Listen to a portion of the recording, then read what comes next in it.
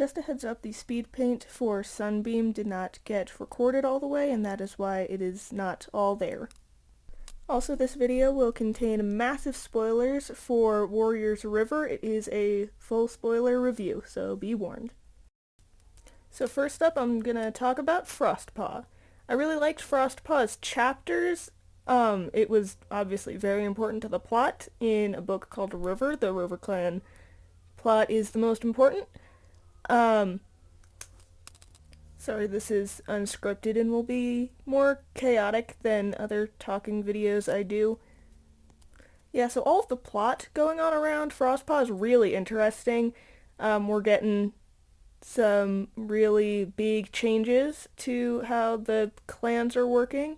Misty Star finally died, which means that there are no cats from Into the Wild that are still alive. Misty Star was the last one, which really shows how far these books have come in the last 19 years. But yeah, we've got some very interesting stuff happening in River Clan. With Reed Tail's murder, it was definitely a murder, you guys. It was not an accident. I do have my theories about who killed Reed Whisker, sorry. And I will probably make a separate video about that at a later date. But, yeah, it's some good stuff. Yeah, I cannot wait to see where this River Clan plot goes. Frostpaw herself, she's definitely not my favorite of the protagonists. I feel like it didn't get a whole lot of who her character actually is. She's a pretty generic medicine cat apprentice, and she was just kind of the eyes to see all of this story through. Obviously, that's just my opinion. If you like Frostpaw, that's great. She just wasn't really my favorite protagonist of this book. But the part at the very end, though, was just really, really great. Frostpaw having all of this duty, thrust upon her as the only quote-unquote fit medicine cat to lead them, I guess. Because they still don't think that Mothwing is a good medicine cat. I mean, they think she's a good medicine cat, but they don't, think she's fit to fill the soul medicine cat role. But, really, in the end, when Curlfeather gets killed by the dogs, and Mothwing says that River Clan needs to ask for help from the other clans, that's really big, because these cats are prouder than peacocks.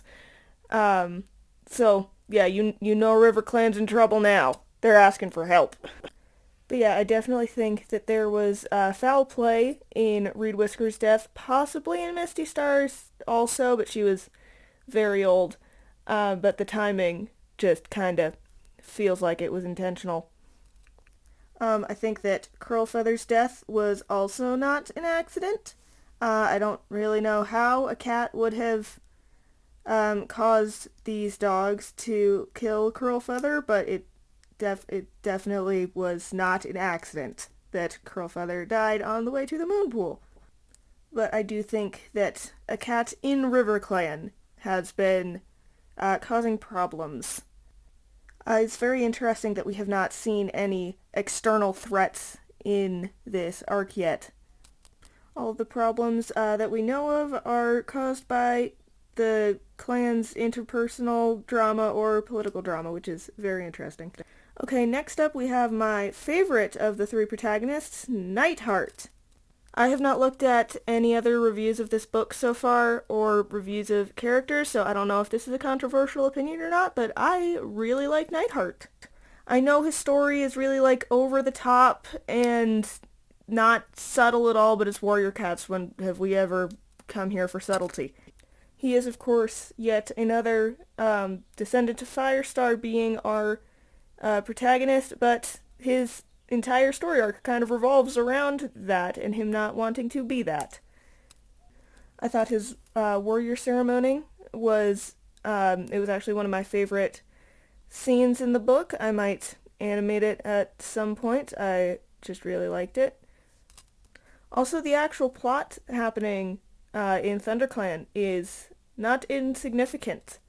It feels like it's definitely directly affected by the events of the Broken Code, with Bramblestar still not being at his, top condition, and I'm interested to see what happens with that. Maybe he'll step down as leader. I think that probably is the most likely outcome, or at least it would be in a well-written story, so I hope that that's what they do, Bramblestar stepping down as leader, because he's been leader for a long time, and he's never really done a lot of stuff.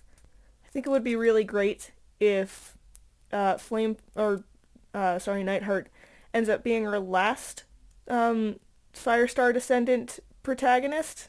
It would seem fitting with him kind of rejecting his descendancy from him.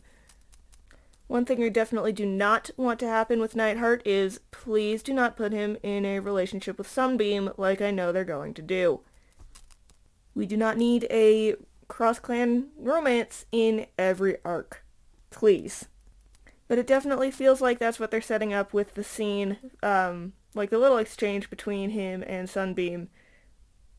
Towards the end of the book, I don't remember exactly when it was, but I know that that's what they're gonna do, so I'm not gonna get super upset about it when it inevitably happens. Maybe by some miracle they won't put Nightheart and Sunbeam into a relationship. But yeah, I really loved Nightheart as a character. I thought his chapters were very interesting, and I think they could have quite an effect on later events, even though obviously the stuff in RiverClan is the most important right now.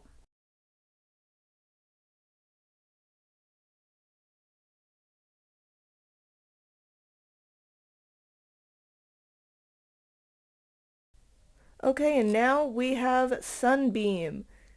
I liked Sunbeam as a character. Her chapters were not super important to the plot of the whole book, but they were enjoyable, and that's really all you can ask for.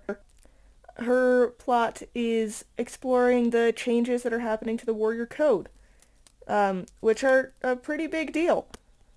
We're seeing how the clan changing is happening, and we get to see how different cats are treating that, which is really interesting to see.